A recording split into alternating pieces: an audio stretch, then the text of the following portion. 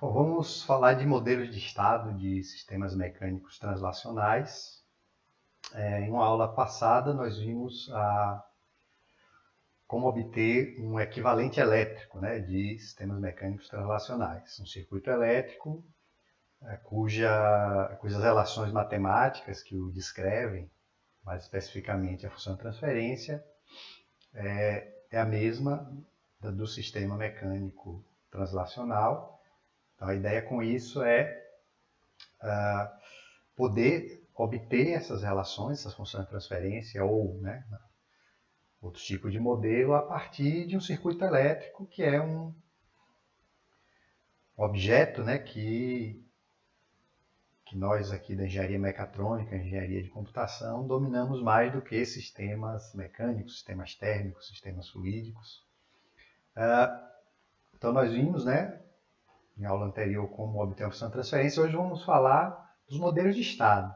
Tá? Então nós já sabemos obter modelos de estado de circuitos elétricos. Então, uma vez que nós temos circuito elétrico equivalente, nós temos a possibilidade de achar um modelo de estado. Então, isso é tranquilo. Então, o que vamos explorar aqui hoje nessa aula é relacionar, porque o circuito elétrico equivalente é um artifício para obter o modelo do sistema mecânico, tá? Mas nós não podemos nos dissociar do modelo mecânico original. Então, vamos ver como, a partir do equivalente elétrico, nós podemos obter o modelo de estado do sistema mecânico e interpretar, e relacionar as variáveis desse modelo com variáveis do sistema mecânico original e não do sistema elétrico. Então, está aqui um exemplo, um sistema massa-mola amortecedor, bem simples. Então, o sinal de entrada é a força, que está puxando a massa M, e o sinal de saída é a posição. Tá? Então, eu quero saber a relação entre a força que é aplicada na massa e a posição. Certo? Então, esse aqui é o equivalente elétrico, só relembrando aqui como é que se obtém esse equivalente elétrico. As massas se transformam em capacitores com um dos terminais aterrados, que é esse capacitor aqui, em capacitância M, que é o valor da massa, e os outros elementos nós ligamos, a mola vai corresponder ao indutor, o amortecedor vai corresponder ao indutor. Nós ligamos o comportamento elétrico de acordo com o arranjo original do sistema mecânico. Então, essa mola, esses dois amortecedores estão ligando a massa ao referencial inercial, tá certo? Que, no caso do equivalente elétrico, corresponde o terra, terminal aterrado. Então, aqui a massa. Então, aqui os dois amortecedores, que viraram resistores ligados ao terra, e a mola, também ligando a massa ao terra. E o sinal de entrada é a força, que corresponde no equivalente elétrico a uma fonte de corrente independente, certo? Que é essa fonte de corrente aqui. Então, esse é o equivalente elétrico daquele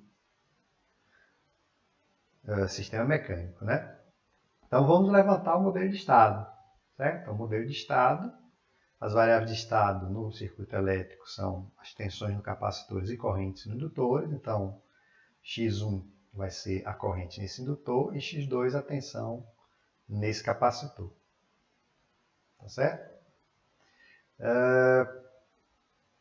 Então, isso no equivalente elétrico. E no sistema mecânico original? Então, no sistema mecânico, a corrente corresponde à força, Então, a força aqui atuando na mola é a força elástica na mola.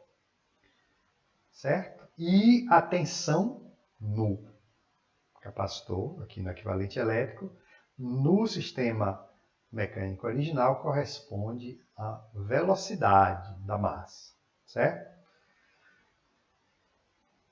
Nós sabemos que o estado de um sistema está relacionado à energia armazenada no sistema. Então, aqui nesse equivalente elétrico que está representando aquele sistema mecânico, né? Onde é que está a energia envolvida aqui, né? Então, a força elástica, ela tem, né? A força elástica comprimida ou distendida, ela tem, associada a ela, a energia potencial. E a velocidade da massa é a variável que está relacionada com a energia cinética, tá certo? Então, desse ponto de vista, o equivalente elétrico está respeitando essa noção, né, de estado com energia armazenada no sistema, tá certo? Só que assim, no sistema mecânico, se a gente fosse fazer a modelagem diretamente do sistema mecânico, usando as leis da mecânica, as variáveis de estado naturais, né, do sistema mecânico são velocidade e posição, né? Só que a força elástica é proporcional à posição, tá certo? Então, indiretamente, quando eu uso aqui a força elástica como uma variável de estado, indiretamente eu estou usando a posição também como variável de estado, certo? Então, se eu quiser até eu posso, lá, uma vez obtido o modelo de estado, fazer essa mudança de variável, de força elástica para posição e obter o modelo de estado onde as variáveis são posição e velocidade. Certo? Então, isso é tranquilo, por enquanto a gente está podendo, né, fazer bem a relação entre o equivalente elétrico e o sistema mecânico. Bom, então vamos escrever agora, obter o modelo de estado, né? Então, qual é a sequência para obter o modelo de estado de um circuito RLC? A gente identifica as variáveis de estado, já estão identificadas, x1 e x2 aqui, né? Depois a gente equaciona as malhas e os nós, né? Então aqui é um circuito em paralelo, né? Então basicamente você tem um nó, né? A gente tem que equacionar um nó. Então a corrente que chega no nó, que é 1, soma das correntes que saem. Então corrente nesse resistor aqui, tensão, que é x2, dividido pela resistência, que é 1 sobre B, 1. Então vai dar B1x2. Tensão no indutor, corrente no indutor. Tensão não, lei dos nós, corrente no indutor, o próprio x1, né? Está aqui o x1. Corrente no capacitor, C dV dt, C no caso aqui é M, né? E a derivada da tensão, x2 ponto, mx2 ponto. Mais a corrente no resistor, tensão, x2 sobre 1 sobre B2, B2x2. Tá? Então, é a única, né? A única equação que a gente pode tirar desse circuito, que é um circuito paralelo, né? Então tem só a equação de nó. E uma vez feito isso, qual é o próximo passo? É equacionar as relações de tensão-corrente de todos os elementos, fora aqueles que já foram equacionados na lei dos nós, né? Então, o que é que a gente não equacionou aqui? A gente não equacionou a relação tensão-corrente no indutor. Então, tensão no indutor, x2, L di dt. L, no caso, é 1 sobre K vezes x1 ponto. Certo? Então, com essas duas equações aqui, a gente vai manipular e vai obter as equações de estado. Na equação de saída que vem um problema desse equivalente elétrico, né? Então veja que eu nem usei aquela notação típica que é y, eu já dei y. Por quê?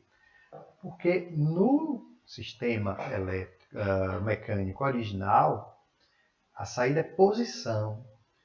Mas no equivalente elétrico, não existe a representação direta da posição. Certo? Só da velocidade. Mas você falou que quando a gente tem a força elástica, tem a posição indiretamente. Então é verdade, né? Então vamos ver como é que a gente vai poder fazer nesse exemplo.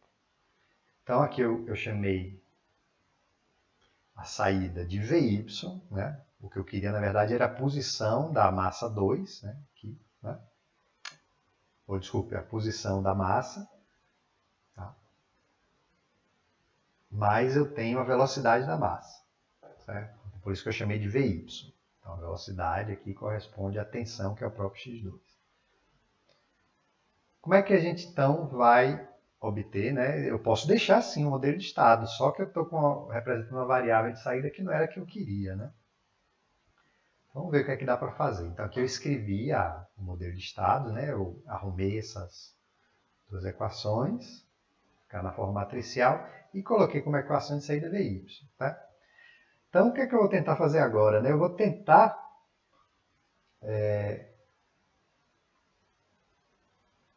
tentar a partir dessa equação, fazer alguma coisa para obter, em vez de VY, obter o próprio Y. Né? Então veja o seguinte, ó, o VY, que é a velocidade da massa, né, é a derivada da posição. Né? O y que eu queria é a posição. Certo? E essa derivada da posição, o VY, é x2. Só que aqui, ó, dessa equação daqui, certo? A gente tirou que x2 é 1 sobre k x1 ponto. É isso? Então, o y ponto, ele é 1 sobre k x1 ponto. Então, aqui eu vou poder integrar essa equação. Eu vou ter que y é igual a 1 sobre k x1. Então, consegui obter a saída que eu queria, a posição, em função das variáveis de estado que já existiam. Tá? Então, a minha equação de saída agora vai ser essa. Né? Então, veja que eu fiz aqui dessa forma matemática, mas eu poderia ter feito, né, aquilo que eu escrevi aqui. Né? Força elástica está relacionada com a posição. Né? Então, veja que é exatamente isso que a gente tem aqui. O x1 é a força elástica, k vezes y. Força elástica, k vezes a posição. Certo? Então, com isso eu consegui escrever a equação de saída que eu queria, né? Em relação à posição. Tá certo? Agora, será que sempre eu vou conseguir fazer isso? Nem sempre. Tá? Nem sempre. Nem sempre vai dar para fazer isso. Então, vamos ver agora esse outro exemplo daqui. Tá? Então, o sistema aqui. Agora eu tenho duas massas, uma mola e um amortecedor. Então, eu vou ter três variáveis de estado, né? Aqui relacionadas às duas massas e outra relacionada à mola. E a saída, de novo, é posição. A entrada é força e a saída é posição. O equivalente elétrico disso aqui, né? Dois capacitores com um dos terminais aterrados. Então, aqui, ó, essa mola que vai virar o indutor, ela não vai ser aterrada, ela vai ligar.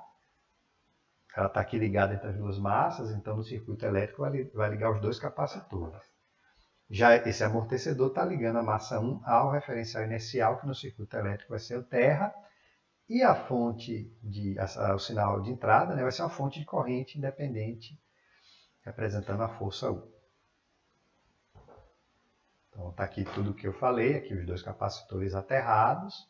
Esse terminal aqui eu tenho uma mola, que no caso virou indutor, ligando os dois capacitores, o amortecedor aterrado. Tá? Eu coloquei aqui nessa posição, né? Geralmente a gente coloca aqui à esquerda, né, a fonte. Eu coloquei mais basicamente para seguindo aqui a sequência aqui do sistema mecânico, mas não é obrigado, claro, fazer assim, certo? Muito bem. Aí está aqui o circuito equivalente, né? Então as massas viram as capacitâncias, né? E a indutância e a resistência, a indutância é 1 sobre o coeficiente da mola e a resistência é 1 sobre o coeficiente de atrito. Então, as variáveis de estado, eu já escolhi aqui o x1, x2, então x1 vai ser a tensão nesse capacitor, x2 corrente no indutor, x3 tensão no capacitor M2. Né? Essas variáveis de estado no sistema mecânico correspondem ao quê? Então, essa tensão aqui, x1, vai corresponder à velocidade de M1, a tensão x3, a velocidade de M2, e a corrente x2, a força elástica na mola. Certo? E a variável de saída, eu queria que fosse o deslocamento da massa 2, né? Da massa M2, mas eu não tenho essa representação do deslocamento, então vou colocar a velocidade. Então, vou chamar de VY a velocidade da massa 2.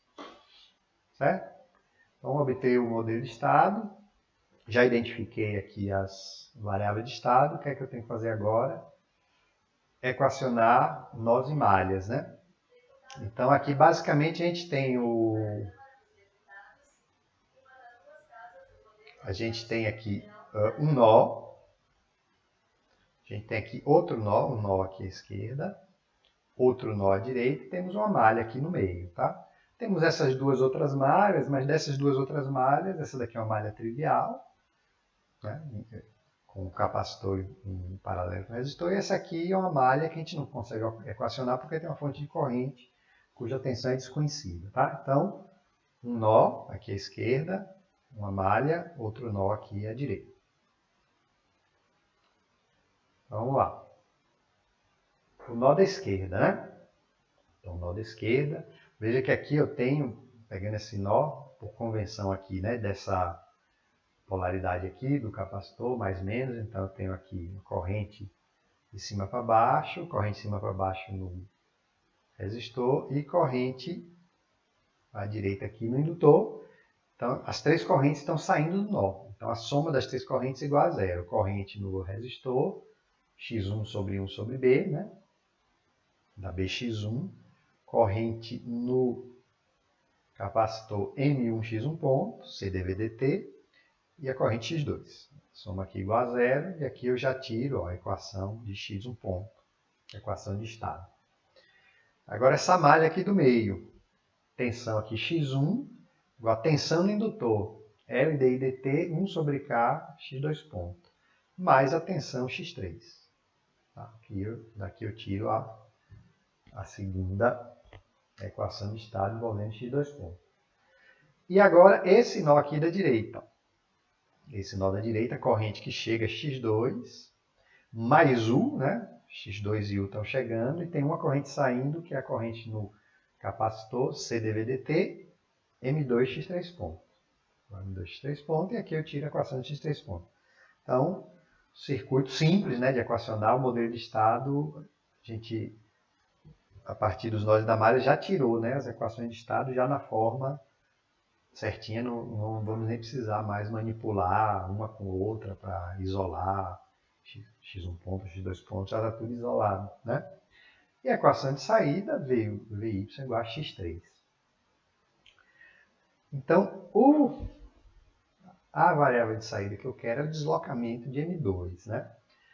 Aí no exemplo anterior, o que é que a gente fez aqui? Eu peguei aqui o Vy, que é y ponto, e escrevi em função da derivada de uma variável de estado. Aqui não vai dar para fazer isso. Não vai dar para fazer isso.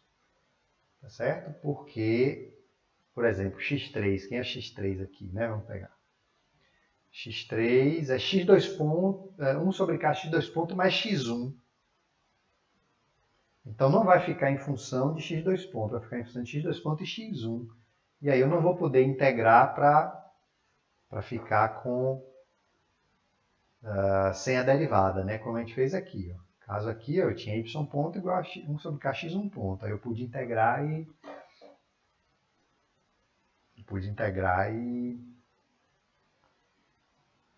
obter y. Aqui não tem como eu fazer isso. Aqui, certo? Não vou conseguir fazer isso. Porque eu não tenho x3, né? Então, y ponto é x3, eu não tenho x3 igual a uma derivada de alguma coisa. Certo?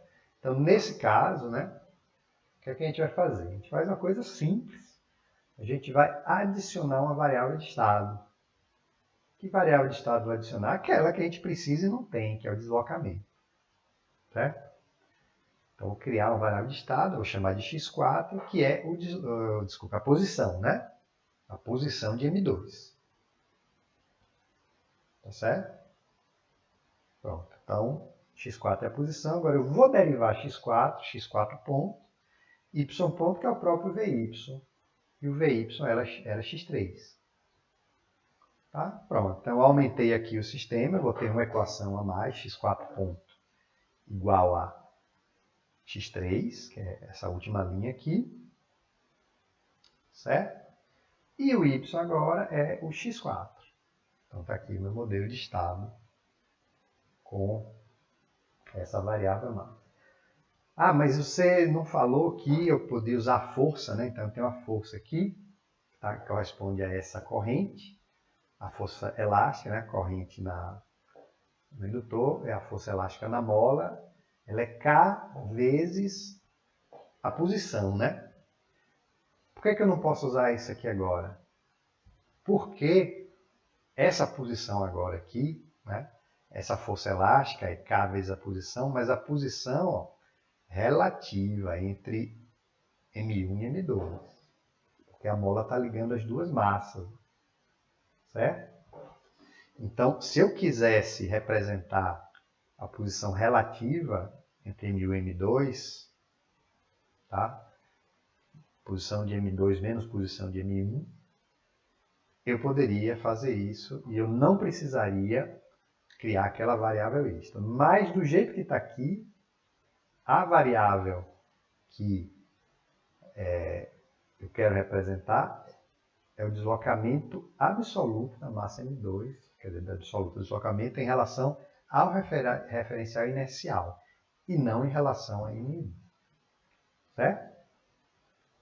Então, essa é a dificuldade e também é essa a dificuldade que a gente tem de levantar o modelo de estado diretamente do sistema mecânico, né? Por causa dessa nuance aí, dessa posição relativa entre duas massas, certo? Que vai sempre entrar em jogo aí. Então, se eu tivesse escolhido como variável de estado a posição relativa entre as duas massas, que no caso foi o que eu escolhi, né? Quando eu escolho a força elástica dessa mola, indiretamente eu estou escolhendo como variável de estado o deslocamento relativo de M1 e M2. Então, se eu quisesse isso, eu não precisaria aumentar o sistema. Mas como eu quero a posição de M2 em relação ao referencial inercial, eu tive que fazer tive que acrescentar essa variável aqui, tá certo? Então, isso sempre é possível fazer, certo? Então, qual é a diferença desse exemplo 2 para o exemplo 1? É que no exemplo 1, eu não precisei aumentar o sistema, porque aqui ó, o deslocamento que eu queria no exemplo 1 era um deslocamento em relação... Bom, no exemplo 2 também, eu queria um deslocamento em relação ao referencial inercial, mas a força elástica aqui, a força elástica era a força elástica que estava ligando a massa ao referencial inercial. E eu queria o deslocamento em relação ao referencial inercial. Então, força em relação da massa em relação ao referencial inercial e deslocamento da massa em relação ao referencial inercial. Aí eu pude representar o deslocamento a partir da força, no caso da corrente no circuito equivalente. Aqui não, porque aqui eu queria o deslocamento de uma massa em relação ao referencial inercial, mas a força elástica era relativa, né? Era em relação à diferença entre os deslocamentos, as posições, né? Entre a massa M2 e M1. Eu peço até desculpa, às vezes eu falo deslocamento, né, em vez de posição, tá? Mas mais correto é falar de posição, tá? Posição. Posição da massa M2 em relação à massa M1, é a força elástica. Como não era essa variável de saída que eu queria era a posição de M2 em relação à referência inercial, eu tive que acrescentar essa e aumentei a ordem do sistema, né? Então aqui ó, eu tenho 3 equações de estado só. Se a variável de saída fosse a velocidade, né, de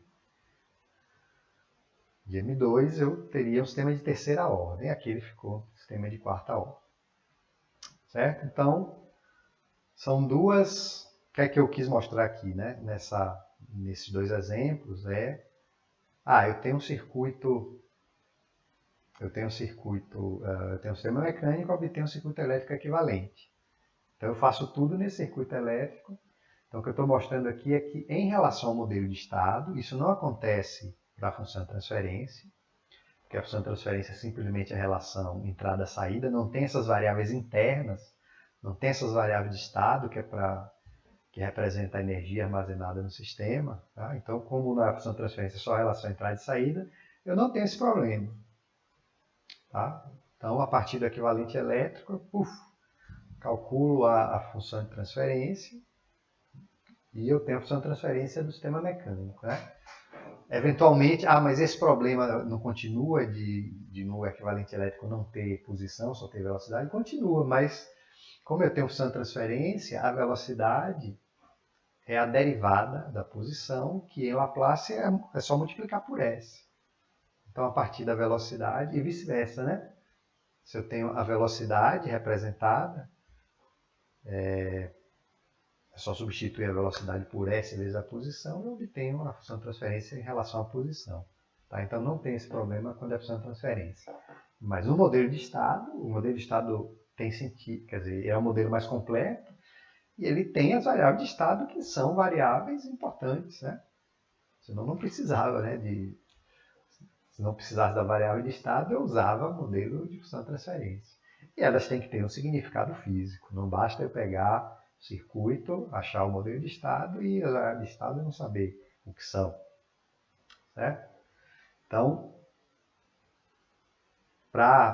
o que eu quis mostrar na aula de hoje é que é possível, né? Como a gente pode fazer para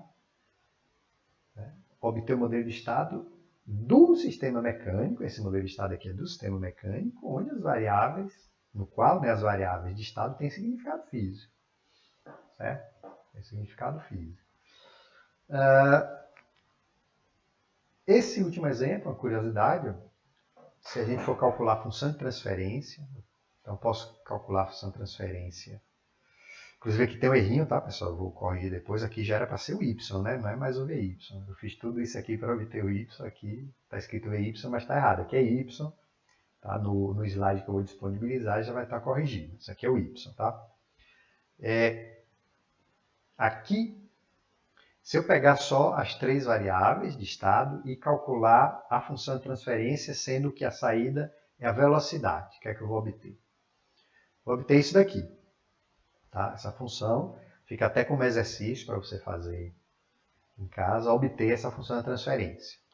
Aí você pode obter ou pelo modelo de estado ou pelo circuito direto. Tá? Então é um pouquinho trabalhoso, né? Veja que é de terceira ordem.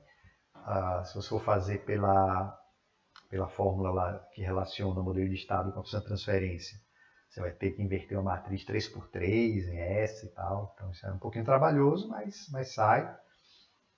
Certo? Que é uma função de terceira ordem, né?